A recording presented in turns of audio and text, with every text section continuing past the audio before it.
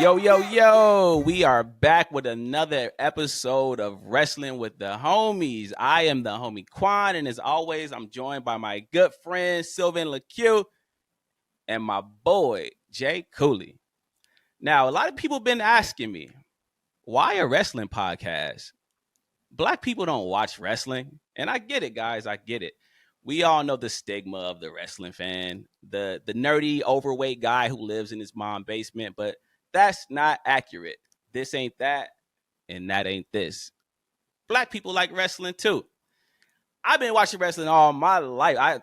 That's not just something that sounds cute. I can't remember a time in my life when I didn't watch wrestling. But you know what's funny? Cooley, how long we known each other? 10, 13 years? Oh man. Yeah, about 13 now. Wow. So me and Cooley have known each other for about 13 years. And out of those 13 years, we didn't know the other enjoyed wrestling until maybe 3-4 years ago. Crazy. Yeah, it's crazy. It's crazy when you think about it. But you know what? That's not an accident. That was by design. Because I feel like in this community, we kind of treat wrestling the same way we treat, the kind of funny looking girl that she kind of cute, but she kind of weird at the same time. So you keep her off to the side. You hang out with her, you kick it with her in secret. But when you're around the homies, you don't really bring it up because you don't want them to laugh at you and make fun of you. That's how we kind of treat wrestling. But we here today to break that stigma because Black people like wrestling too. How y'all feeling, brothers? I'm feeling blessed, man. Great. Blessed and highly great. favored, man. How you feeling, Oh man? yes. I'm great, man. Always blessed forever. So let's talk about why we doing this podcast because I feel like we never really addressed that. Why we doing a wrestling podcast? We're doing this wrestling podcast because Black people are underrepresented in this wrestling space. And it's the elephant in the room. It's the elephant in the room. We don't look like the typical wrestling fans that you used to seeing. We got different opinions on this wrestling thing. We come from a cultural point of view. And when we watch these other podcasts, we don't really get our point of view from that. So we want to give you guys a space where you can come to and feel like we're echoing the sentiments that you feel being Black. But this ain't just a podcast for Black people. This podcast is for everybody. I want to bring up this thing that was bothering me recently. Remember a couple months ago when we watched Backlash at my crib? Right, Yes, right. I do, my brother. Live from Puerto Rico. Remember what I had that day too, man. Had some chicken and broccoli and a nice salad. It's a great So it was like pay-per-view. $40, huh? We were $40. It was a great pay-per-view. It was a great pay-per-view. We spent all our money on Uber Eats and we were watching the pay-per-view. And you know what I noticed on that pay-per-view? I noticed all the Black wrestlers getting booed. I noticed Bianca Belair coming out, getting booed. I noticed Bobby Lashley coming out, getting booed. Who else? Omos. I noticed Omos out there putting on the best match of his career, getting booed. Mind you, Bianca was champ then. So it's like y'all booing this, like that's crazy. That's insane. Bianca was champion. Bianca was the biggest baby face in the company, selling the most merch out of any of the women, and she was getting booed out of the building. So immediately, as Black men, this stuck out to us, right? We noticed this immediately. The next day, I'm listening to wrestling podcasts, and nobody seems to bring that up. It don't even stand out to them. It never crosses their mind. Why is that? I'll tell you why. Because they're not Black. So things like that don't stick out to them the way they stick out to us. And I say that to say this. We are here to speak for the culture. We are here to address the hard topics, the things that might not stick out to other people. It sticks out to us. And we're here to address that stuff. But anyway, now that we got that out the way, let's talk about some wrestling. What's on your mind, Sylvan? Look, man, I want to talk about somebody that's been heavy on my heart as of recent. I want to talk about somebody that reminds me of two special people in my life that actually introduced me to the world of wrestling, Stone Cold Steve Austin and The Rock. Two iconic figures from an iconic time in wrestling period, Attitude Era. I want to talk about LA Knight. I want to talk about the future of WWE, LA Knight. The absolute future. Now, yes, this guy has been around for a long time, 20 years. he's put in a real career before he ever touched NXT. He's had real championship reigns. He has a real fan base. He's been building for a very long time. But and on top of that, he actually was in WWE for a little bit before getting released on some, I guess, locker room politics way back in the day. Yeah, he was rubbing people the wrong way. He was rubbing people the wrong way. But Not a I want surprise. to talk about this guy's ascension, and what better way to talk about LA Knight's ascension than to talk about a hater, and that hater is Kevin Nash. Now, I want to start by saying that Kevin Nash, I know you will whoop my ass, brother, and I highly respect you. I highly respect what you've done for our culture. So this ain't that, but where I'm from, we call a spade, and just like you were calling a spade not too long ago, I got to call a spade, and you was being a hater. Now, let me pull out the quote for quote. When asked about LA Knight, Kevin Nash said, and I repeat, am I the only one that sees an absolute ripoff of The Rock to the point where he cut the promo on fucking Logan Paul? These are word for words, or whatever the fuck his name is. He said, yeah, stick it. The only thing he didn't do was turn that motherfucker sideways. What? Does everybody have amnesia? There's nothing original. Oh man, his promos. Finally, LA Knight has come back as a white guy. I didn't say that. Wait, not to cut you off, but finally LA Knight has come back as a white guy. I didn't say that. Hilarious. I didn't say that. That's hilarious. I didn't say that, my brother. I didn't say that. Kevin Nash said that. Nash continued by saying the discussion the following week by saying there's so many people who agree that LA Knight is doing The Rock Austin. I mean, the guy's been in the business for 10 years? Wrong. Why didn't he get over anywhere else? If you're not over in 3 years, it's probably just not going to happen. Now, he continued by saying, I was like, okay, is this a rib? Right. And then it's not, it's just what the character is. So I get hot and I'm like, you got to be kidding me. Right. But the fans on social media said I buried the guy. I didn't say he couldn't work. I've never seen him in the ring. I just said it. The character wasn't very original, which was his way of apologizing to LA. Was it really an apology though? Can you blame him? Here's the thing. I want to give Kevin Nash some grace. And the reason I want to give him some grace is because he does come from an era where when you had certain original sticks or you had certain gimmicks, that was your gimmick and you stuck to it very hard. And I guess originality to a certain degree was far more enforced back then, right? I can understand why he feels the way that he feels. But the man's a hater, and I'm sorry. This guy, like, you can't deny the facts. The reason he's a hater is because you're commenting on a guy who is doing something that a lot of other wrestlers have done. And what a lot of other wrestlers have done is not rip other wrestlers off, but be influenced by other wrestlers to take things that have come from other wrestlers and make them their own. It has happened time and time and time again. And I have made a list of the guys who have done the same exact thing in their own way. I'm going to only name 6. I'm only going to name 6 because I already know how y'all get when I start preaching the truth. It gets y'all uncomfortable. So I'm only going to give you 6 examples. Triple H, Buddy Waters. When Triple H was debuting, this guy was Buddy Rogers. Sorry about that. Buddy Rogers. This guy was basically, got me tripping over my words. This guy was basically doing every single moveset that Buddy Rogers was doing. John Cena, and yes, I'm going to say it. Y'all not going to like it. The Rock. Heavily influenced by The Rock. The 5-knuckle shuckle was basically a rip off people's elbow.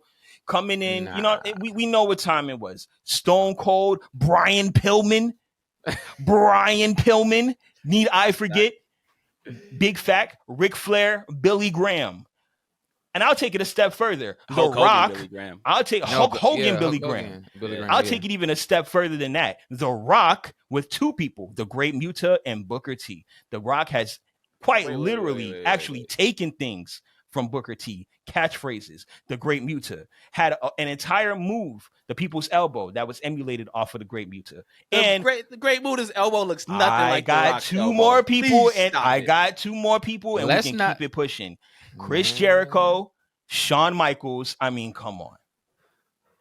Nah. And Bray Wyatt and The Undertaker. My point being is that there's a difference between copying someone and being influenced by somebody. And as far as I'm concerned, LA Knight is clearly influenced by Stone Cold and The Rock, but he's not ripping these guys off. He is taking elements of something that worked in the past and making it his own. And that is called World Wrestling Entertainment, or professional wrestling for those who like to refer to their wrestling that way. Thank you very much. All I'm here to say is that LA Knight is the future of WWE. He reminds me of elements of the past that have been missing in today's time, which is the charisma, the superstardom, the larger than life personalities that made our era 20 years ago so infectious. Well, and it's proven itself because he is getting over faster than anybody in the company. So basically, what what you're telling me is that very he's much doing what worked for other people for himself and getting over? What I'm saying is that he is taking elements that previous wrestlers have attributed to themselves, who did the same thing, and making it his own. Okay, Stone so Cold Cooley took a whole gimmick from Brian Pillman and made it his own. Was he not influenced, or was he just copying somebody? So is copying acceptable in pro wrestling as a whole? Basically, is what you're saying. He's not copying. That's what it sounds like to me. It sounds like Sylvan is saying that copying people is very acceptable, and I'm not going to disagree, because a lot of people have copied before. That list that Sylvan just came out with was a crock of shit. I'll tell you why. Wow. The Rock is nothing like the Great Muta. Yeah, he might have emulated one of the Great Muta's moves, but when you hear The Rock speak, when you see The Rock's presentation, his look is absolutely nothing like the Great Muta. Different. Stone Cold Steve Austin might have gotten the whole loose cannon thing from Brian Pillman, who was his tag team partner at one point, so he clearly had the blessing from Brian Pillman. But Stone Cold Steve Austin's beer-drinking, white trash attitude was nothing like Brian Pillman ever displayed. So that's come on now, Brian Pillman and Stone Cold. Let's just be honest. First of all, shout out to Kevin Nash. Kevin Nash is a legend. I hate that wrestling fans are getting at him and trying to belittle him because he said something about their new favorite wrestler that they don't like. So they want to just pretend like he's overrated. He was never that good. Kevin Nash is a legend. He's one of the best big men. He's up there with Undertaker and Big Show and all these 7-footers. So shout out to Kevin Nash. That's number one. Number two, to answer your question, Kevin Nash was absolutely right about LA Knight being a ripoff of The Rock and Stone Cold. And I love LA Knight. I love LA Knight. Me too. Me too. Cooley knows I'm telling the truth. Hey, I love LA Knight. He's probably my favorite wrestler currently in WWE. But what he's doing is his act of The Rock. The way he cuts promos, the words he uses, the catchphrases, he literally has his own version of the people's elbow. Instead of throwing the elbow pad, he just goes LA Knight and does that. His finisher is literally a version of the Stone Cold Stunner. How can you sit here and tell me that LA Knight is not copying the guys that came before him? And it's fine. I still like him for it. Like I said, he's one of my favorites right now. If he wins the WWE Championship, I would be absolutely cool with that. But let's tell the truth. Let's not just tiptoe around it because we like the guy. If he's copying, he's copying. And LA Knight is definitely he has copying. The same cadence. He has the same cadence, the same wrestling moves. It's all there. He wears the vest like Stone Cold come out with it. Come on, man. It's the same thing, brother. It's the same thing. Here's what, my two fellow black men don't seem to understand. It's the word copying, right? There's a clear difference between copying and being influenced. I'm going to use two examples. Oh my God. Copying is what happened in 1995. Y'all know where I'm going with this. When Vince McMahon, it's a terrible analogy because that was a parody. It's not. It's not an analogy. It's not an analogy. It's a definition. Copying is when you take someone like Vince McMahon and say, you know what? I created 2 characters in Kevin Nash and Scott Hall. Why don't I just do it again? And I'll just replace them with 2 different characters. And that's what he did. He got an Uprising Kane. And man, it sucks that I have to explain this to y'all the way I have to, because we're acting like everything is original. First off, no idea is original. Shouts to Nas. That's number one. Number two, everybody. So who did Vince McMahon? Because we know Vince McMahon turned Uprising Kane into the fake Diesel. Who was the other one? And Savio Vega. Was it Savio Vega? Savio Vega. Savio Vega. It was Savio Vega, and he made him. I think he made him Scott Hall. Was he? Made him Scott. Yeah, he made him Scott Hall. You made him Scott Hall. And said, "Hey guys, it's the same thing." That's copying. So was that copying or was that a parody? No, that wasn't that wasn't a parody. It wasn't a parody. It wasn't a parody, happened, ladies and gentlemen. You know the reason why I'm upset about that question, Qwan, is because we all know what was going on around that time in 1995. Vince literally thought that was a great idea.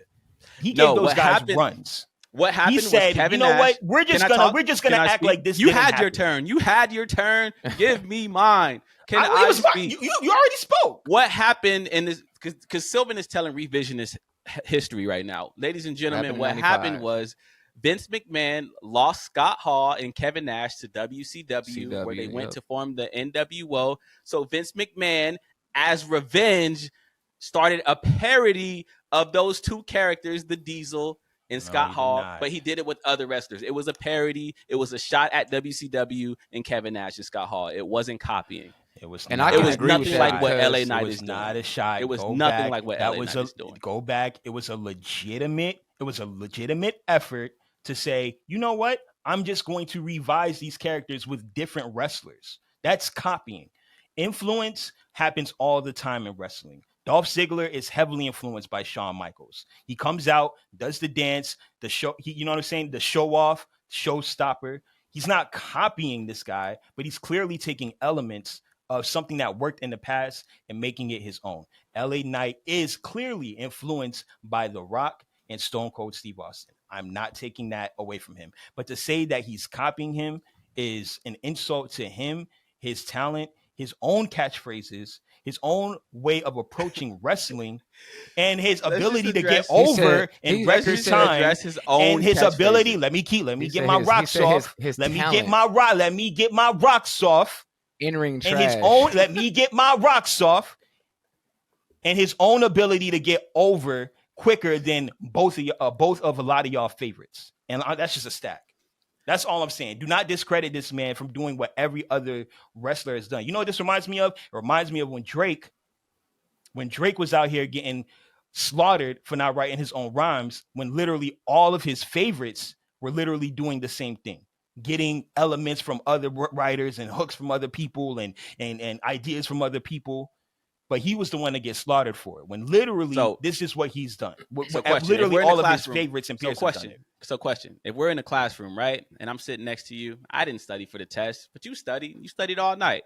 So we in a classroom, and I'm looking over at your paper, and I'm writing down what you say. But I change something every once in a while because I don't want to just directly copy off you. But I'm still paying attention to what you're doing and putting it on my paper.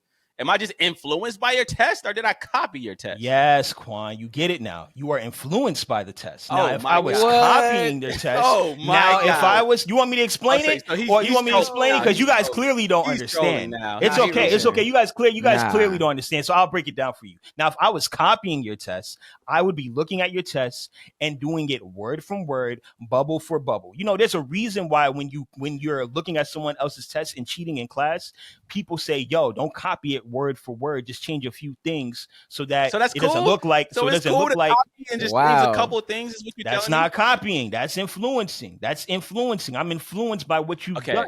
Now I'm going to make a few things my own in my own way, but I'm not saying it's okay or it's not okay. I'm saying there's a difference between what you're saying he's doing and what he's actually doing. So let's talk about the word influence. Let's talk about the word influence. Ric Flair is one of the most influential wrestlers in the world, right? Absolutely. AJ Styles was heavily influenced by Ric Flair to even pursue becoming a wrestler.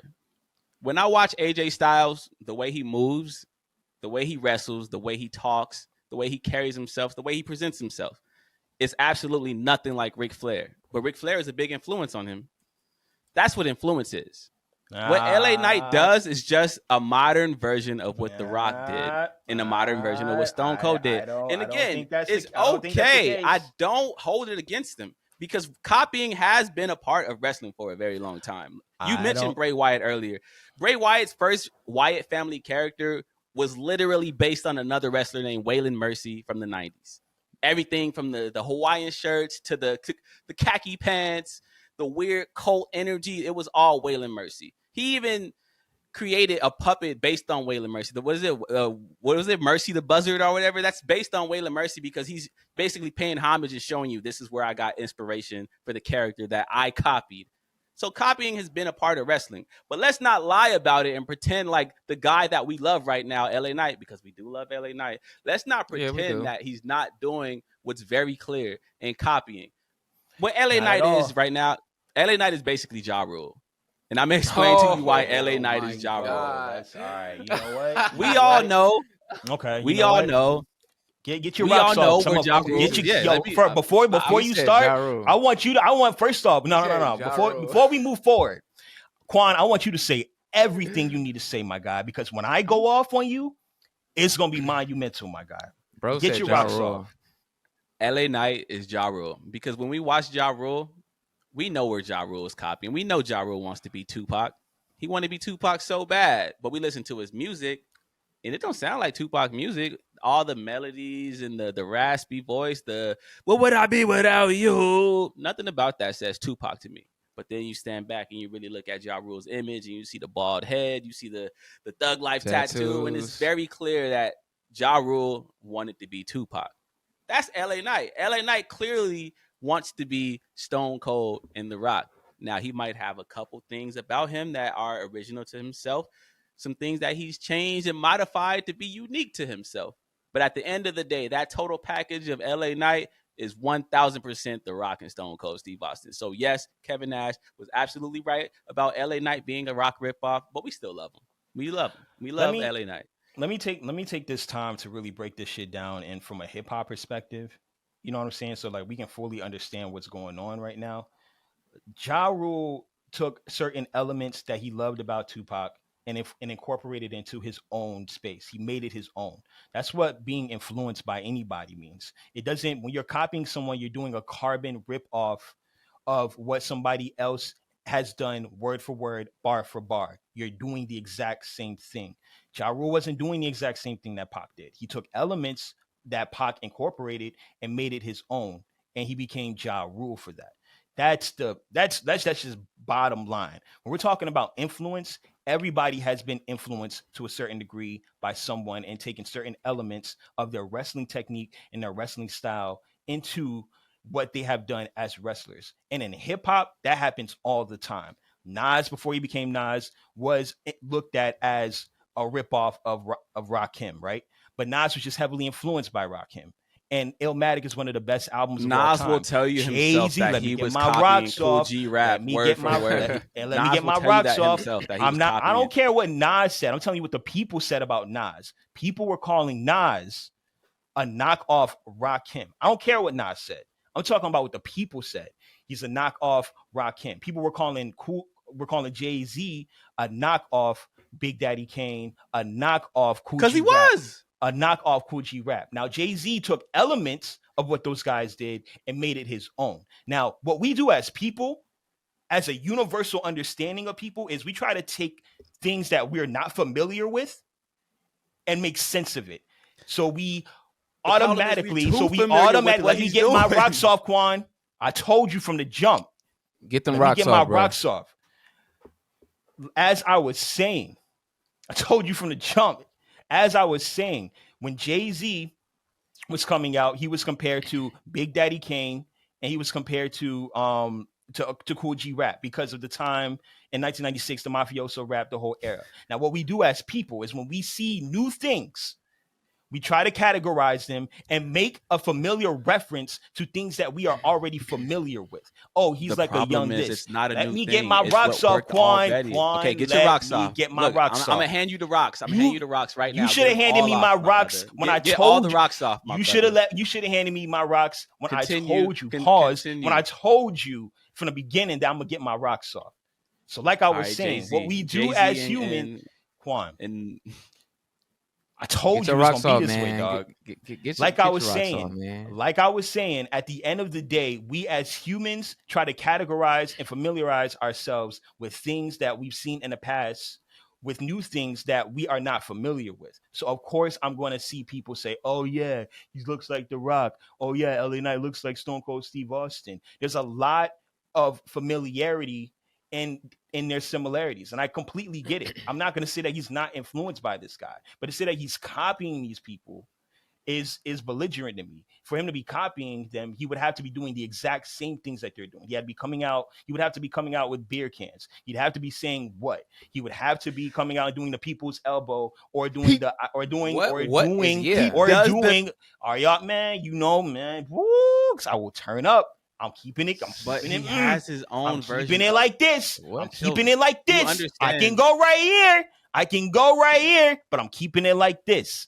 So all I'm trying to tell y'all is that there's a difference between directly copying someone and being influenced by someone. And everyone is influenced by someone. Everyone takes elements of something that has already happened and incorporates it into their style and into their way of doing things. It is the end all be all. And in another 5 years, people are just going to be like, yo, LA Knight is who he is, and people are going to start comparing other wrestlers that are coming up to LA Knight. That's the way the game goes. That's how we always see it. When Drake popped, who was Drake being compared to? Kanye West and Wayne and Fonte. We were like, oh, these guys, he's just a knockoff Wayne, knockoff Fonte, knockoff Lil Wayne. And now he's Drake. Am I right or am I right? That's wrong, no, brother. But hey, we can take it back to the 50s, man. And you already know what I'm gonna bring up. Was Elvis copying Little Richard, or was he influenced by Little Richard? Man, which one is it? Because I think it's copying. He copied the man. It's all the same. It's all the same. No, you're right. You're right. No, you're right, brother. You have said enough. You're right, man. You have said enough. You're right. Can I talk? I don't know, man. Can I talk? I said you're also you're right. Here's the problem. What's going on? Here's the problem. The problem is when people are talented and we enjoy these people for the things that they do, it's hard for us to tell the truth about them. So we try to tiptoe around it instead of just keeping it a buck about what it is. We mentioned Jay-Z earlier. Jay-Z is probably my favorite artist of all time. I can recite every single lyric from Reasonable Doubt to 444. I love Hove. Now, has Jay-Z taken a bunch of Notorious B.I.G. rhymes and twisted them a little bit up? Of course. Has he taken a bunch of Snoop Dogg lyrics and twisted them? Absolutely. Did he take the Blueprint from KRS? Absolutely. Did he take Black Album from Metallica? Absolutely. Jay-Z is my favorite artist, and I'm more than okay to admit that he has stolen and copied a lot from other artists. That doesn't mean that I don't like him. That doesn't mean that he's not still the greatest of all time to me personally. But we got to tell the truth about the people that we love and the things that we like. Jay-Z has copied a lot from the past. And all I'm saying is that whether LA Knight is copying the past or not, it is what it is. It's like, if he's copying, he's copying. That don't mean that we have to hate him. I love LA Knight. I hope he wins the championship. I hope he's the next U.S. champion. But not yet. We gotta let him. Yeah, we're not letting him rock that yet. But we gotta let him rock out a little bit. But at the end of the day, if he's coming out there, he's speaking in a very rock type tone. He's doing the people's elbow. He's doing the Stone Cold Stunner. He's saying yeah instead of what. It's the same thing, and we just got to tell the truth about it. We can still be fans of the guy and root for him and support him, but let's just tell the truth. It is what it is. We ain't got to lie. We don't have to sit here and lie to each other. It's clear that we all love LA Knight at the end of the day, but I don't think we'll ever get on common ground about this situation. I believe he's copying. Sylvan's the only one that's on the other side of the fence. It is what it is, but I mean, what is actually next for LA Knight other than copying? Like, what do you guys see him going down the road? Because I don't think he's winning this next championship. That's just me. I feel like we got to let him rock, still get his buzz up, because I feel like if he get the championship too early, he might become watered down. I mean, they're already giving out signs and crowds, and it's like, is this kind of like the movement or what's going on here? That's facts. So WWE is known to water down movements by getting too involved with them and starting to, they start as these organic things and they end up being a superficial WWE machine behind it. So I hope that don't happen with LA Knight. What's next for LA Knight? I mean, hopefully he wins the U.S. title, but if he doesn't, I mean, I'm still cool with it. As long as LA Knight is on TV in a feud that we can get behind in time, like wrestling with main eventers, interacting with main eventers, that's all we really need at the end of the day. We don't need him to have a title. I mean, once Stone Cold turned into 316 and everybody got behind him, it took him, 2 years to win his first championship? 2 years. And his first championship was a tag team title. It wasn't even a world title. So LA Knight doesn't necessarily need the U.S. title right now, but I would like him to get it just because, I like LA Knight. I hope I don't sound like I don't like LA Knight, because I really do. I just want us to tell the truth about him copying. That's it. Quan really do love LA Knight, man. He love that dude. We all love LA Knight except for Kevin Nash. I'll tell the truth. I think LA Knight needs a blood feud. I think he needs another feud. I miss definitive feuds in wrestling where you had to really do a feud with someone that meant something to kind of get you to the next level. And I think he did that with Bray Wyatt, absolutely 100%. But I would like to see another guy. I would love to see Grayson Waller and him go at it. I feel like that can just be really amazing, especially on the main roster now. I want to see him interact with other people in feuds that are just defining. I miss defining feuds, and I feel like that would be really great. I don't think he necessarily needs the U.S. title. If he gets it, great. But I like to see him really go at someone.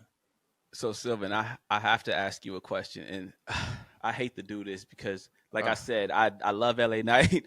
I don't want to come off like an LA Knight hater. I don't want to come off like an LA Knight hater. I just want to let you know I was trying to let it go. I enjoy him a lot. I really do. I swear I do. But you said one thing I got a problem with. You called LA Knight the future? Absolutely, the future. What exactly do you mean by the future? Because last time I checked, LA Knight was 40 years old. Sounds like ageism, brother. I don't know. I think he fits. Sounds like you're discriminating against somebody's age and attributing that to. Look, this is not ageism. Attributing that to what they can and can't be. I don't. I just want to know, how can someone that's 40 years old be the future of WWE? This is like calling Chris. When 2 Chainz came out, he was Jericho. When 2 Chainz came out, he was that's a whole 32. different. That's a whole different. That's a different ball game. At one point. Why not? That's a different ball Rap game. and wrestling are very similar. Sylvan, you realize that calling LA Knight the future is like calling Chris Jericho the future 10 years ago. Where is Chris Jericho now? Chris Jericho's 50-something years old, stumbling around the ring, looking out of shape. You're attributing the future to somebody's age. You're attributing the future to somebody's age. I don't understand how both of those correlate. So break that down for me. I mean, how can we not? When I say that, when I think of somebody that's the future of WWE, I would say someone like Dominic Mysterio or Austin Theory, because they're younger. They're going to be here for the next 20 years. Because they're young. They're going to be. Yeah. As much as you don't want to admit it, that plays a part. I'm not saying it doesn't. Dominic I'm just Mysterio trying to understand is going to be a big part of the WWE for the next 25 years. LA Knight got about 10 years if he's lucky. He might. Six at most, and then that's it. He might. Dominic Mysterio might be the future WWE for 25 years, or he might just have a cool little 5-6 year run, and it may not work out. Nah, he's the future. How many young wrestlers have we seen that started off hot and aren't part of the roster anymore? We see it all the time. What are we talking about? Why are we acting like because you're a certain age, you can't have a certain threshold in the company because you're going to break down in 5 or 6 years because you're expecting that? It just makes no sense to. So Stone Cold Steve Austin and The Rock both had 6 to 8 year runs. Yeah. So but were they not the future of wrestling at that point? So if LA Knight had another 10-year run and it was incredible, was he not the future of WWE? I mean, The Rock clearly wasn't the future because his run was 6 years, like you said. All right, man. All right. The future of WWE at that time was the Brock Lesnar's and. All right. Don't forget, there was a time when WWE had to decide between Batista and John Cena. Who was the future of WWE? A lot of people thought it would be Batista because he looked the part. He was LA big. Knight. He was convincing. No, it's cool. LA Knight is Haslam. You said The Rock wasn't the future of WWE. You say he's what? Wait. What did Cooley just say? LA Knight is Udonis Haslam, bro. Wow, that's crazy, man. It's really unfortunate. Listen, it's really unfortunate. The perfect example is Damian Lillard. LA Knight is Damian Lillard. He's 1,000%, right? They just drafted Scoot Henderson. He's the young cat being brought in. Damian's out of here, bro. Like, it's the same thing with And- wrestling. What are we talking And about? the thing is, like, I would love to have Damian Lillard People on my love team the if I'm the youth, Portland man. Trailblazers. I want Damian Lillard on my People love team. the But if youth. I have Facts. to Love the choose youth. between an aging Damian Kids. Lillard and a Kids. young 19-year-old Scoot Henderson, yeah, I'm you thinking definitely about my want that future. young This is bait. a business I at the feel end you. of the day. Yeah, that's so right. I'm taking Scoot. You want that? I'm Yeah, taking that's right. Scoot. Damian Yeah, Lillard can go young to kid. Miami and do his thing. He might win a championship over there in Miami. Yeah, but it ain't young gonna kid. last Yeah, more than you know, 5 you know, years. you know, We you know what I taking don't like Scoot, about y'all, baby. man. You know what I don't like about y'all. You know Oh, what y'all man, I into. thought You know what I you thought know we what all both of liked y'all each are other, into. man. You know what I don't like Ugh. about y'all, man. You know what I'm saying? You know, What you don't like? I love. I'll take that back. I love y'all. Y'all my brothers. You know what I don't like I about love y'all you too, brother. opinions. You know what I mean? It's rooted in potential. You know what I mean? And potential is overrated. How many prospects come and go? How many people pull up? Oh, you sure he's a young whippersnapper, and then he's not here 2 years from now. You know what I mean? How many people are overlooked and outblown because they don't have the certain attributes that people are looking for, and then end up being the guy that you never thought they would be, i.e., an LA Knight? How many people are supposed to be the future and just end up being whatever they're supposed to be? You guys are invested in potential. I'm invested in people who are seasoned, know what they're doing, and know where they're going. That is LA Knight. LA Knight has been doing this for 20 years, and he's going to do it for another 10 because he knows what he's doing. That's why he's getting over so quickly. That's why he understands. That's naturally. This is what you're failing And he to- doesn't you're need. failing And he to doesn't need realize. nearly as much as an Austin Theory does. He doesn't need a whole feud with John Cena leading to WrestleMania. He doesn't need a United States Championship. He doesn't need a Vince McMahon gimmick. All he needed I'ma to tell do you was what. come out and talk. And That's that's all the he needed problem. to do? That's the problem with people. People That's all he needed to do, love Sylvan? potential. Sylvan, I don't like Sylvan, potential. Sylvan. No, it's Potential more than is that. literally something that anybody can have. Sylvan. I like the work. I like the work. I like the people who put in the time. I like the people who prove themselves. I like winners. I don't like people who could possibly do something. I like people who've Man. done it. We wasn't Tell worried. me that Listen, you've done listen. it, and then we can Listen. talk. But if you Listen. haven't done it yet, then keep going, kid. I hope you make it, because 9 times out of 10, you might not. But when you do, then you come and talk to me, because I'm gonna be your guy, and that is my Sylvan, guy, you LA just- Knight. you just You said guys something can that was talk about incredibly all. dumb. You can talk about all the young Bro. people all you want, but they come and they go. It takes a lot to be here for 20 years. Do not discredit. We wasn't even. Do not discredit that man's work, You just because said it's all the okay, guys you talked you're about. contradicting yourself. You just said that all LA Knight needed to do was come out and talk, and he got over in this record amount of time. But then you said he's been wrestling for 20 years. So which is it? Has he been wrestling for 20 years, or did he just come out magically overnight and get What was he over doing for overnight? I didn't say that. I didn't say that. Why you twisting my words? Why you twisting my words? Why you Is twisting my 26 words? years Why old. you twisting my Where words? was LA I didn't say Knight that. when LA I Knight didn't was say that. 26 years I old? didn't say LA that. Knight Why you was twisting my sleeping words? in the Why you backseat twisting my of his words? car when he was 26 years old. So I don't thought he was come on at me Baywatch. with so Why you Austin twisting my Theory words? don't need all this that LA Knight got, twisting my because words? Austin Theory is 26 years old and he's U.S. champion. When Why you LA twisting my Knight was words? 26 years old, he was sleeping in the backseat of his car and trying to get on. Oh, So don't boy, talk man. to me about no overnight. Everybody sleeps in the back of their car, bro. Relax, Like, brothers. what? I'm supposed to feel sorry for you? People Relax, know what they brothers. sign up for, dog. We all sleep in the back of our cars. We all struggle. We all go through I shit. ain't- We all got to pay bills, bro. That means nothing to me. Get it how you live, bro. But you still got to prove yourself. We still live in America. Nothing is still handed to you, bro. All I'm saying is y'all are invested in ageism as a reason why somebody is the future. When all I'm saying Cooley, is don't let that this your man young paint this people, picture Hey, of us, man. that the Hey, young man. guys are potential. And now will they meet that potential? We will see. But LA Knight is clearly over, and he's put in the work, and we're seeing it. That's At the all I'm end of the saying. day, in the NBA draft, you're not drafting 35-year-olds from overseas or from the Well, G thank League. God You're this isn't an drafting NBA young draft. prospects. You're drafting When prospects LA for Knight the was future. 26 years old, he was doing side missions. He probably was on Baywatch. He had nothing else to was. do. Probably He wasn't was. doing nothing. Yo, he Yeah, was on that's Level right. 9-9. Yeah, that's right. He was earning He his was- stripes. He was earning in his earning Geico stripes. commercials. He was Okay. proving Like, himself. You know what I he mean? was on every side You mission guys like possible. shiny He- toys, man. You know what I mean? I like finished products. All right. Oh, and, wow. And you guys You don't and you trust the guys can deal with process. the you guys trust the process. I don't trust the process. Hey, look, I trust the wouldn't be finished product. surprised. Of course not. Wow. Because I trust my process. You know what I'm At this saying? I point, trust what Cooley- I'm doing. You know what I mean? Cooley, at And this you should point- trust what you're doing. But I'm not. I don't trust what anybody's doing until they decide that they're going to get to where they're going to get to. Now, I could be selective about who I invest my potential into. I think that's great. If I believe in you, that's a gift and a privilege. But I don't have to. Why would I have to? Yo, Cooley, Hey, at this man. point, LA Knight been on so many side missions. I wouldn't be surprised if I see him doing the NPC TikTok missions when he just like hearts. Oh, crowns, crowns. You know what I'm talking about? Like that's gonna be Highly LA Knight in a unfortunate. minute because he on every side mission possible. Highly LA unfortunate. Knight. Highly unfortunate. NPC. Hey, man. Look, Enough all of I'm this LA saying is Knight that talk. calling LA Knight as the future is crazy. Yeah, Call it Yeah, LA man. Knight Yeah, the just future give it a is crazy. dominant. But I I'm do sure- love LA I'm sure Knight. he'll be I just running want the to company in 10 reiterate that years. all of us are LA Knight fans. This is just a Yeah. friendly debate because the word future is kind of crazy for a 40-year-old, but we do all love LA Knight and we do hope that he succeeds in everything he does because he is a very entertaining guy and we want to see the best for him. But And anyway, there's way m- enough of this Say what? LA Knight nonsense. Yeah. Let's talk about some more wrestling. Cooley, what you Yeah, got for man. us in this Hey, rundown let's this get week, to, my let's get to the brother? rundown before the sun is down. You know what I'm talking about? Hey, we're gonna spin the block and let's go back to NXT, right? Earlier the last weekend, Dominic Mysterio defeated Wesley for the North American title. How are we feeling about that? I got some thoughts on it. I'll let you take it away, Sylvan, because I don't know if y'all gonna like I don't know if y'all like what I got to say.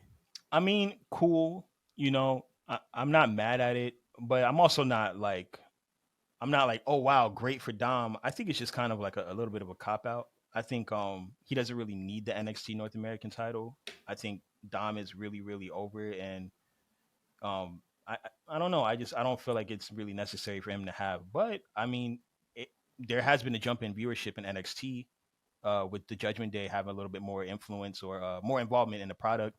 So I guess as a overall step towards NXT getting more attention, it's a step in the right direction.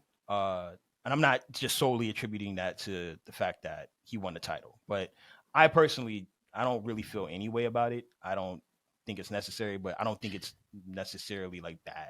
I just think it is. I guess it's just something like he has a title. That's cool. How you feeling, Qwan? All right, so Carmelo Hayes is on a 2-match losing streak, right? One of our black kings. Bianca Shouts to Belair Carmelo. just lost her women's championship to Asuka, right? One of our black queens. And now Wesley has lost his North American title to Dominic Mysterio, another one of our black kings. It's rough. At some point, Triple H got to push the blacks, man. What we doing? Why we not pushing none of our black kings, my brother? But at the end of the day, I like Dominic Mysterio. He should have been NXT champion a long time ago because he should have started in NXT. So this is kind of backwards for him when you really think about it. But at the end of the day, anything that makes the Judgment Day look good, I'm all for it. Just because I really like the Judgment Day. Rhea Ripley, that's my baby. I'm sorry, Buddy Murphy, but she's fine as hell. and they look good.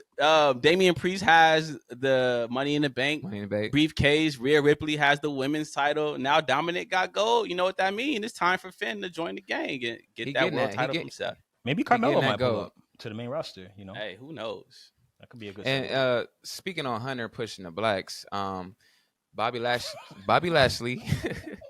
Yeah, y'all know what I'm gonna say. He's teasing a new faction with Street Profits, man. Like, what? I know Cedric Alexander, he probably feeling the type of way, but should he be upset? Like, what's going on with Cedric and Shelton? Like, what's going on with this dynamic? I'm kind of confused. I know, Sylvan, you have a very strong opinion on our brother Cedric. He's a great guy. He's a great wrestler. Great wrestler, incredible wrestler. You know, I don't. So don't even you see anything going. So look, going with him for the people who aren't in the know. Cedric Alexander was in one of the greatest factions of all time, the Hurt Business, with Bobby Lashley and greatest MVP factions of all time? and Shelton Benjamin. Yeah, one of the great, Ouch. one of my favorites. I know. Probably the best black faction of all time, next to Nation of Domination. Oh yeah. Sure. Oh yeah. I'll give them that, honestly. But they're teasing right now on WWE TV that Bobby Lashley is starting a new gang, but this time he's with the Street Profits, and that leaves Cedric Alexander and Shelton Benjamin out. Now, Cedric Alexander and Shelton Benjamin held down the entire pandemic era of WWE when nobody wanted to come to work. Everybody was at home, sitting on their ass, watching Joe Exotic or whatever they was watching. Cedric Alexander and Shelton Benjamin was at work every day putting on classics with Bobby Lashley making the Hurt Business one of my favorite groups of all time. So the fact that they are left out of this and he's upset about it, I'm all for it because they deserve better, man. They deserve better. They can't just use them to get Bobby hot and then move Bobby on to the other black dudes while these two black dudes that held it down in the past just get tossed away to the side. Like, nah, I'm not rocking with that. Cedric Alexander deserves a spot in this faction, if it is a faction, because we don't know. I mean, look, I want to preface this by saying that I think Cedric Alexander is incredibly talented. Oh shit, he about to I go wanna in on also Cedric pre- Alexander. I also want to feel it. I want to preface this by saying that I really respect everything that he's done with his career and everything that he's done in WWE 205 Live championship reign he had there. I respect his in ring ability. You know, and everything that he's done in Ring Honor. Like I respect what he's done, man. Here's my thing, right? Is that, you know, when you say I miss professional wrestling, bro, you know, I got a problem with that. You know what I mean? Because it just sounds like a real, I do, bro. Like it just sounds like a cop out to me. Like we all know what this means, right? We all know that you're basically saying, yo, WWE is kind of fucking me over, and I wish I could be over at either at Impact or New Japan or at AEW. You I know, don't think that's what he meant. Well, it's what it sounds like because as far as I'm concerned, we do not associate professional wrestling with WWE. We associate sports entertainment with WWE. Yes, we do. Come on. Don't act. But professional wrestling is a part of sports entertainment. It is. One can't exist without the other. I don't disagree with that. I'm saying what the general consensus of the masses says. I mean, we even see it in AEW with like when Chris Jericho and the JAS, Jericho Appreciation Society, refer to themselves as not being professional wrestlers but being sports entertainers. We like this is a culturally known thing within the wrestling community. I have a problem with that because it just sounds like a lot. And this is me looking on the outside in. So Cedric, you watching this, you know, take everything I'm saying with a grain of salt. Also, I don't know what the fuck is going on in the back of the locker room. I don't know those politics. I don't know how that goes. But I have to assume that you knew what you were doing when you signed to WWE. And you know what it comes with. It comes with a certain echelon of having to have a certain character, having to get over in a certain type of way, and having to have certain qualities to yourself to get you to a space to be popular or enough to be on TV on a consecutive basis. I am assuming, by the way, I'm only assuming because I am not in the wrestling business. So when I see Cedric say, I miss professional wrestling, it just sounds like someone who couldn't make something work that he wanted to have a good chance at. And that's cool. I get that. But like, this is WWE. This isn't AEW where, you know, you don't have to necessarily have the craziest gimmick. You could just be an incredible in-ring performer and get over it. You have to have mic skills. You have to have presence. You have to have a gimmick. You have to be able to get over with the crowd in a real way. And he hasn't shown to be, at least from what I've seen, to be able to do that. And as far as Shelton Benjamin goes, I mean, Shelton Benjamin is a legend. He's already proven himself to a certain degree. I don't really need to see him in another faction. He about the same age as LA Knight. But he's been on the main roster on WWE for 20 years. And so I don't, and WWE has familiarized, they're the biggest stage of them all. So even though they've been wrestling for 20 years, people are just getting hip to LA Knight as opposed to majority of people already understand. I was just joking about the LA Knight comment. We ain't got to go back to LA Knight.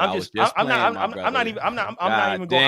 not going. He was ready. He was ready to fade me over LA Knight. I'm not going back to it. I'm just saying that we've seen the best that we have been able to see so far. In my opinion, I'm only assuming. I don't know what's going on. So basically, what you're telling me is they don't deserve to be on TV because we've seen them before. That's what you're saying? Not at all. I'm not saying that at all. I'm saying that there's a certain echelon, not echelon, there's a certain criteria that you have to meet. I'm using the wrong words. A certain criteria you have to meet in the WWE in order to either make a living or break over to the next level, right? Like these are things that I'm just assuming.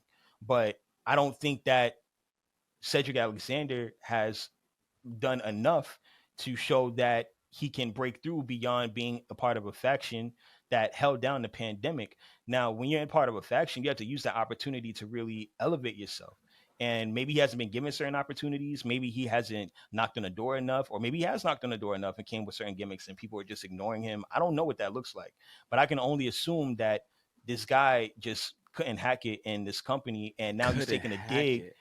I'm just saying, I'm only assuming, bro. And now he's taking a dig at the company that he works for by saying, I miss professional wrestling. It's like, no, you probably just didn't work out in this company. And what you really want to do is have great 5-star wrestling matches and be known for your skills. And that's cool. But you got to do a lot more in order to be a top contender in the WWE. And we all know that. It's not about, we just had a whole thing about, I'm not going to get into that, but we already know people complain about how much there isn't wrestling on WWE. Enough of it. Look, But and we could get off this topic and move on. All I'm saying is that I think you lead a little bit too much into it. Maybe he just tweeted he missed professional wrestling because he ain't on TV, and he's saying, "Yo, I miss being out there." Yeah, maybe. I mean, Like, I'm only assuming, but I wish the best for him. I wish the best for you, Cedric. We know what time it is when you start, subtweeting, man. Like, you know what I mean? hey, Like shout out you to Cedric, rallying the man. other side, bro. Like, and that's cool, but like, it just sounds to me like you couldn't hack it. And no Whatever dilemma they got going on with him, I hope that's resolved ASAP and he, gets Same. back happy and doing what he loves. But let's take it across the hall real quick, fellas. I'm not talking about Impact. I'm talking about AEW. Now, AEW, baby. for those who don't know, AEW came out with a new show that's called Collision, and it's on Saturdays. Keyword Saturdays. And they've been struggling to get viewers since week 1. What do you guys, has this show met you guys' expectations, is what I'm trying to say. To me, I had no expectations whatsoever. I'm sorry. I am not watching wrestling 24/7 every Saturday. I'm outside. It's summer. It's hot. My apartment is like 85 degrees right now. It's hot. I'm outside. And I'm only in the house because I'm doing this podcast. So I'm sorry. Obviously, the viewers are going to go down. It's popping, week 1. Punk is back. Wow, Chicago. Yay. It's lit. But come on now. Like, what are we talking about? It's Saturday, bro. I mean, so it has met my expectations as far as the quality. I like Collision a lot. I almost want to step out and say I like Collision more than I like Dynamite. Now, obviously, it's a way smaller sample size because it's only been a month, but Collision just feels like it's more concise. It's the same cast of wrestlers every week. A lot of times on Dynamite, you might see a 5-star match with Vikingo and Kenny Omega, and it's fun, but then you don't see Vikingo for 3 months. And it's like, all right, how can I get invested in these guys when they showing up and then disappearing all the time? Collision, it seems a little more tight-knit. We see the same guys every week. They build towards the main event. So I love it. It's lived up to my expectations. Now, obviously, as far as the numbers go, we kind of all predicted this. It is what it is. Nobody is watching AEW every single week on Saturdays. It's college football. It's hot outside. I watch the Drew League over AEW on Saturdays. I'm just like, come on now. Damn. I've seen every single episode of Collision. I haven't missed a single episode of Collision, and I ain't watched a single one of those live. I'm sorry. Nobody's watching Collision on Saturdays. It is what it is. But the show's great. I didn't have any expectations for Collision. I think Saturdays is just rough for TV in general, right? Like, it's already hard enough getting people to watch TV unless you're doing like, NFL, NBA on, you know what I'm saying? Like on a consecutive basis. So, I mean, Saturdays, like I'm definitely not watching. I don't know if I'm watching any wrestling on Saturday. Like I got a lot going on. I have a lot of things that I need to do. So that's just me. But I do like the times that I have seen it, you know what I mean? On like Collision, basically watching it afterwards. Twice. Yeah. You know what I'm saying? Which is not much to go off of so far. But like, it's a great show in my opinion. I think that there's a lot of buildups. I thought Samoa Joe versus CM Punk was done really well to describe their history in the past and where it's going. And literally CM Punk getting his first win against this guy and them cutting promo packages about how like important it was for him to actually overcome this hurdle. And that their blood feud basically isn't going to end. Like, to me, those are a lot of cues that I think Dynamite and AEW as a whole can take from. It just seems like there's a lot of influence from CM Punk. So I like the product, but I'm not surprised by the ratings. And the last thing I'll say about this is that I would just love to see one of their shows go head to head with with WWE. So I just feel like you have a lot more potential for conversion rate when people maybe are watching WWE, but it's like a commercial and want to flip to the next channel and still love wrestling. So Man, That's my last tidbit. Tuesdays against NXT. Perception is reality. So if the perception is that you're beating NXT every Wednesday or every Tuesday, then the reality will be that the show will look successful just because it's beating the WWE show. Mind you, it's the third least watched WWE show, but I mean, it's still a WWE show. So move to Tuesdays, man. Get off Saturdays, please, because I ain't watching you on Saturdays. Yeah. So, speaking of AEW, it's been an uproar of a lot of things that's been going on behind the scenes. So this ban list was dropped, and supposedly a lot of things were banned. Unprotected chair shots, flying spots, bleeding like John Moxley, like it's the 80s, and we were watching Hellraiser on a Friday night. Should the fans be worried? Because to me, it seemed like AEW is going the WWE route. It's going back to that PG era. And, you know, they was going there for the ECW kind of entertainment, and now they're watering it down. Should the fans be worried? Can I take this? Yeah, go ahead. Take it. Hey, take it, Sylvan. Look, man, I fully understand AEW is an alternative product. I fully get that people have to, the blood, the guts, the chair shots and everything, but AEW is already, like, really risky as far as, like, wrestling goes. Like, the spots that these guys are taking and the amount of risk that they're taking on their bodies is already incredibly tremendous. You start adding, like, bleeding on purpose on a consecutive basis and chair shots to the head. Man, like, I'm really about protecting wrestlers. So it's already enough that they got to go out here and put their lives on the line. And I know a lot of them want to do it anyways, right? But, man, I think there has to be some type of boundary in order just to preserve the lifespan. At the end of the day, like, protect the wrestlers, but also protect the investment, right? Like, you're spending, hundreds and thousands, really millions of dollars on talent. And if they hit an injury being at the top of their game, it's just like you're losing out on your investment. So I think it's good that there's some type of regimen going. I think it sucks for the IWC or just for AEW fans in general, because they're not getting, like, the purest essence of it. But right. You know what I mean? But, like, I would rather see them around than not, quite honestly. So I like it. Now, Qwan, before you take it, I'm gonna read some things off the list that's banned, right? We got strikes to the back of the head. We got blind moves backward into the turnbuckle like a buckle bomb. We have spitting. We have, physical contact with the crowd, taking food, drinks from the fans, choking MJF, with hands. That's on you. Yeah, MJF do that a lot. Injury spots, bleeding on purpose. I said that earlier. And using weapons, throwing objects. So it's a lot of things that's on that list right now. And it's looking like WWE some years ago. So So I get why people are upset or they're scared that the AEW is going to the WWE route, considering AEW is supposed to be the alternative. So it's like, if they're going to dumb down and get rid of all these things that people love, why watch AEW when I can just watch WWE? But I do think that these fears are much ado about nothing, because I just watched Blood and Guts the other night, and they might not have done the stuff that was on this banned list, but I still saw guys getting thrown on a bed of nails and thumbtacks and glass, and I saw Moxley bleeding everywhere like he always does. So it don't look like much has changed. This whole banned list is probably just from Tony Khan to please Warner Brothers, because they're trying to get another TV deal. That TV deal is coming up next year. And this is just, it's much ado about nothing. Like, if you're a fan of this product, just sit back and watch. Not a lot is going to change. AEW is not about to become WWE just because they're banning unsafe moves. It's all good. Like, these wrestlers aren't your toys. They're not your playthings. I know we get wrapped up in the characters of it all, but these are still real people at the end of the day who need to live long, healthy lives. They don't need to be getting hit in the head with chairs. So facts. I'm not worried about this ban list. I actually think that it's a good move. Shout out to Tony Khan for banning all this stuff. Now let's take it back to WWE. So last SmackDown, Sylvan's favorite. Last SmackDown was the most watched SmackDown since pre-pandemic, and it consisted of only 29 minutes of wrestling. You know what the other hour was? Our favorite subject, the Bloodline. Yay! Now, question: is 29 minutes of wrestling on a wrestling show an issue?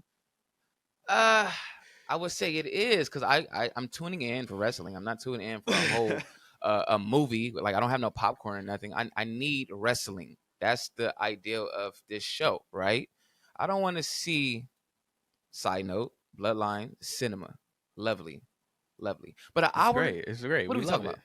What are we talking about? All Sylvan, right. So I look, know you got a lot to say. I just know you got a lot to say. Come on. I'm afraid of Sylvan's reaction to this. I already know where Oh he's gonna man. go with this. Look, I'm gonna take this away. I'm sorry, Sylvan. I'm gonna take this ball from you real quick. I'm gonna take this away. I understand why they did it. It was obviously the most watched episode since pre-pandemic, so it clearly worked. People see they like what they like, and people clearly like this whole bloodline thing, so they tuned in to see it. So that was a smart move on WWE's behalf. But with that said, 29 minutes of wrestling on a wrestling show is absolutely fucking insane. Are you like, how could it not be insane? 29 minutes? That's like watching an NBA game and there's only 12 minutes of basketball and the rest is just like interviews and like stuff happening in the audience. Like, What are we where's all the talking hoops about? at? We watch hoops to watch hoops. We don't watch hoops to see interviews. So it's like 29 minutes of wrestling, of actual wrestling on an episode of a wrestling show is absolutely insane. But I enjoyed that whole hour of Bloodline, so I'm not mad at it. Yeah. What you got to say, Sylvan? Look, man. I mean, come on, man. Like, yo, state that number again, man. What was that number again? Almost What? 3 million people. 3 million people. 3 million. You know what I'm saying? Like minimal wrestling. You know what I'm saying? million, Like 3 million. only 29 minutes of wrestling. I mean, Yeah. sounds like money to me, baby. Like, I don't understand what's the problem. Like, The problem is people watch wrestling to see wrestling, and there's no For wrestling wrestling, on the wrestling yeah, show. yeah, people must watch wrestling for wrestling. That show should have probably done 1.2 million based off of what you guys are saying. Maybe 800,000. Based off of what you guys are saying. Maybe 500,000. Viewers. Based off of what y'all saying. There's no way it should have done 3 million. I mean, like, that's just insanity. Like, with no wrestling, with 29 minutes of wrestling. I mean, my God, like, how did that happen? Well, I'll tell you what happened because it was great storytelling. Because we're interested in what's going to happen with the greatest storyline of wrestling history, the Bloodline. My thoughts Here you go with that. My thoughts are simple. Good money, baby. You know what I'm saying? What's the, what Shane McMahon say? Here comes the money. Yeah, of course. I want, it should have been an hour and a half. I should have gotten 15 minutes of wrestling. What? Fine. Oh yeah, you're Incredible sick. segment, man. Sick in Yeah, the man. You know what I mean? my Like God. a great segment, You a great sick storytelling, individual. building, arcing. I was glued to my seats. Hey, so looking at why this are we even cinema. watching? Why are we even watching wrestling at this point? Then why not just go watch The Idol Look, on HBO or look, something? Like, look, let's man, watch. look, I'm Let's go not- watch Severance on Apple TV. Those are great 'cause, shows. Clearly, we are tapping great in for shows. everything but the wrestling. So These are great why shows. are we watching Like, wrestling? Succession's a great show. You know what I mean? I like going to the movies and watching great films. This is cinema. I want to see what happens next. And that just proves to me that what's more important than wrestling is storytelling. It doesn't matter how many times you guys are wrestling or fighting in a boxing match or you're doing any type of promoted event, UFC, the story matters. People aren't going to just tune into something because it's happening. People want to know what the stakes are. They want to know what the costs are. They want to know why they should be invested. And then That's if facts. the wrestling matches up to that, then it's even better. But 9 times out of 10, if you don't have anything to go off of, then who cares? Which is why you can do a segment of SmackDown and have your highest viewership and the most minimal wrestling ever, because it's plain as people can see. There may be people who care about wrestling more, but at the end of the day, more people care about the story. And I think story both have to equals go money. hand in hand. One has to enhance the other, right? So the only reason we're watching this Bloodline is because it's rooted in wrestling. Like, this is all leading to a wrestling match, and people Yeah, got to of course. understand that. Right. So like I said, 29 minutes is crazy, and I understand that the backlash because of it. But at the end of the day, it's all rooted in wrestling. Because if this was just a storyline for the sake of being a storyline, I don't think 3 million people would be watching. We're watching because we want to see what's going to lead to the match down the line. That's why we're watching. So I think they go hand in hand. I think also we got to make sure. I just want to make sure that people know too. Like, this isn't like people are doing 29 minutes of wrestling every SmackDown, every Raw. Right. Bro. Like, come on. Like, you know what I mean? Like, was an outlier. This was an outlier, clearly an outlier. And it's just hilarious to me that it was the most viewed SmackDown since the pandemic. It just shows me like what really matters. No disrespect, but that's just how I feel. You're not wrong about that. Just how I feel, I'm not right or wrong. Is that it on the rundown? That's all we got? That's all we got for the rundown for this week, man. All right, well, shit. Thank you for keeping us up to date, my brother. Something we like to do on this podcast is give our flowers to our kings and queens in this wrestling business, both past and present. And this week, we want to give our flowers to a king and a queen. Our guy, Lio Rush, and our girl, Naomi, a.k.a. Trinity Fatu. Now, Big Leo Rush, one of the most incredible athletes I've ever seen. A lot of the stuff that he does not look like it's real. It doesn't look like a human should be capable of doing the things that he does. Lio Rush just won Impact Gold. He's a new X Division champion. One of my favorite titles in wrestling. Guys like AJ Styles, Samoa Joe, Christopher Daniels. These are people who held this title. And now Lio Rush is X Division champion. So come get your flowers, Lio Rush. Come get the Mirakami flower. And then our queen, Naomi, a.k.a. Trinity Fatu, she just won in Impact Gold as well. She won the Knockouts title. So let's give her crown and her flowers as well. Shout out to Naomi and Lio Rush for being our first king and queen of this podcast. Getting it cracking. But now that we got that out the way, let's talk about something a little more salacious, a little more sinister. What we like to do on this podcast is give out Pack 'em Up awards. Now, this Pack 'em Up award is for people and things that just weren't hitting that week. Things that we got to shake our head and give a screw face to that week. And for me, I got to give this Pack 'em Up award this week to a guy that I like very much. I got to give my Pack 'em Up to Seth freaking Rollins. Seth Rollins was asked about the writer's strike. And Seth Rollins, he was on the right side of history. He did say that he stood with the writers. So shout out to him for that.